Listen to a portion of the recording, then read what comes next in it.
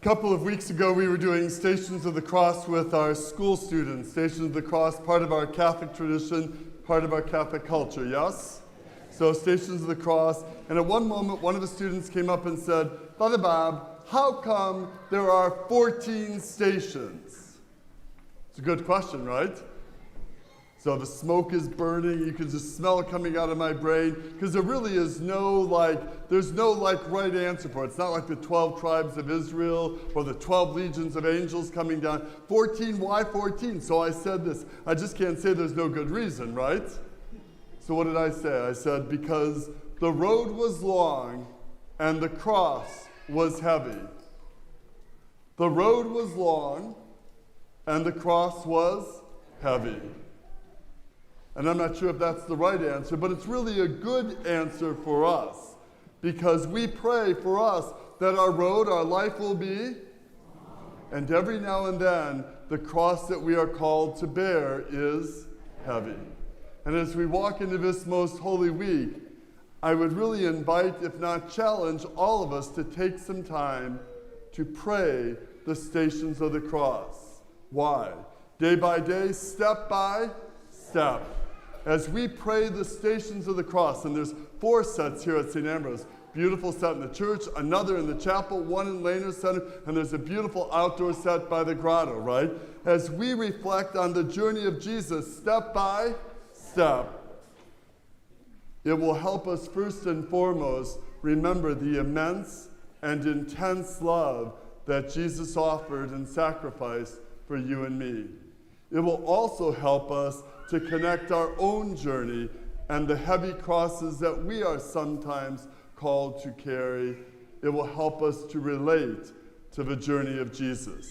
And in relating to the journey of Jesus, we will find the grace, the wisdom, the role model, the strength that we need day by day, step by step.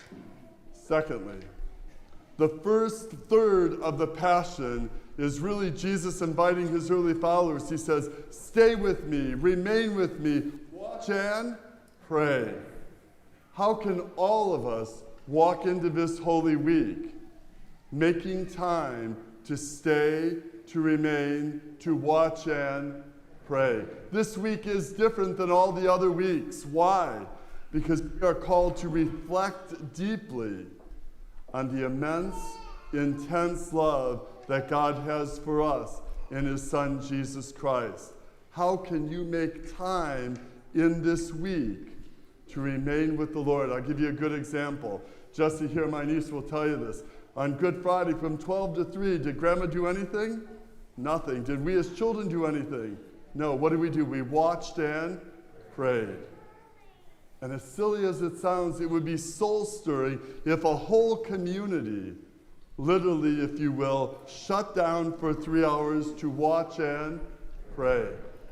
And thirdly, Jesus invited those early followers to go to the garden with him, the courtyard where that beautiful cross stands strong for us in these Lenten days.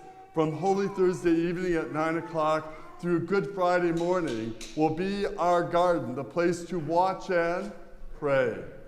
Can you imagine the witness and the example, the necessary example, if hundreds and hundreds of us through the course of a night stopped into the garden, spent time with the Lord, watched and prayed? Can you imagine the witness, the example, the grace, the blessing of hundreds and hundreds and hundreds of us? Stay in your car for 10 minutes. Go literally sit in the garden for an hour. Do whatever it is that you can do. Do it at 3 o'clock in the morning. Do something crazy as a radical witness that we and our families, we choose Jesus Christ. We choose to use this week to watch and pray. I'm not really sure if there's a good reason why there are 14 stations, not 12, not 20. But the answer I gave was why? Because the road was long and the cross was heavy.